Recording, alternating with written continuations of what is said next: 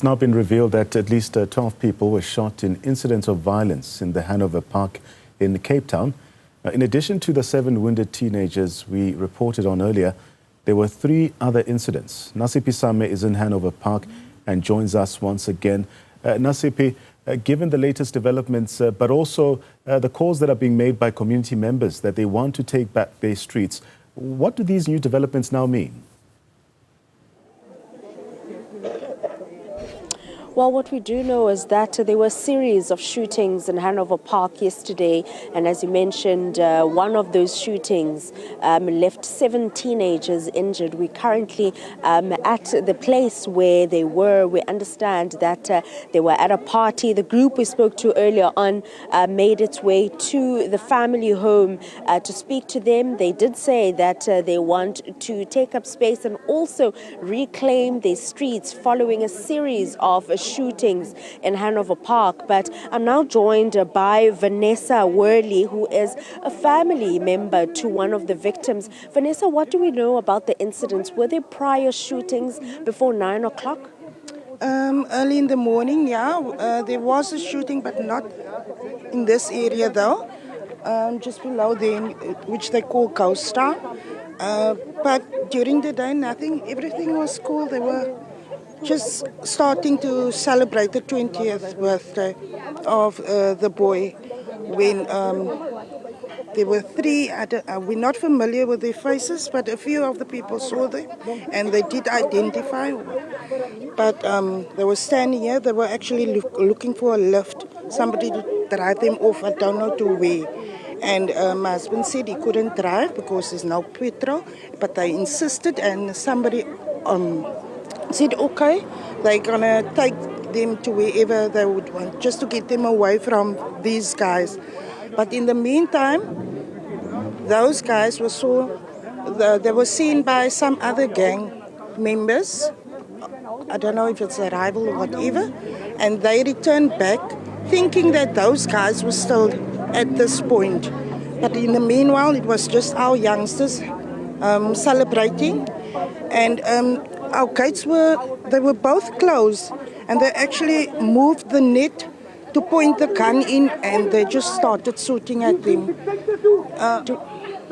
Do we know how many of the teens are still in hospital? I know there is 2 that has been discharged. The rest is still in hospital, all stable though. We'll just bring in a community leader here, Rashida Davids. Rashida, we've seen a series of shootings in Hanover Park in a space of about 24 hours, yesterday in specific. Is this concerning? Is this normal? No. What's happening here in this community is so unacceptable. If you are being shot at in your own safe space, your house, your yard is your safest space. What more must we do as mothers, as grandmothers, to keep our children safe? What is this government going to do about the safety? We had those imbeciles and all of that. For me, it's a talk shop. Yes, we do believe in second chances and all of that. But I mean, what more must we do to protect our children? 2018, my apologies, we had the anti-gang unit launched by the president in Hanover Park.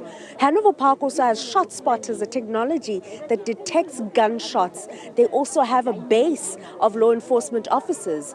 Is that not enough, Rashida, to fight the scourge of crime and violence in this community? Obviously, it seems that it's not enough, or else they don't care about us, to put it that way. They don't care about the human lives of Hanover Park. Like you said, AGU was launched. The Metro Police have a station there on the terminus. There where I stay, there's a SAP van, big thingy there, but they are still shooting. So what I'm saying, I think this government is not caring enough for our human lives. In Hanover Park, I think in the Metro, Cape Metro for that. We're going to have to leave it there. Rashida there, David's one of the community leaders. The group earlier on marched in the streets of Hanover Park to where the incident happened, where the shooting of the 7 teens occurred. We now heard from a family member there that about 2 of those teens have been released. Police of Philippi indicating that they are currently investigating 7 counts of attempted murder. And we do know now from the family member that the teens were inside the yard. The gate was closed and they were celebrating a 20th birthday.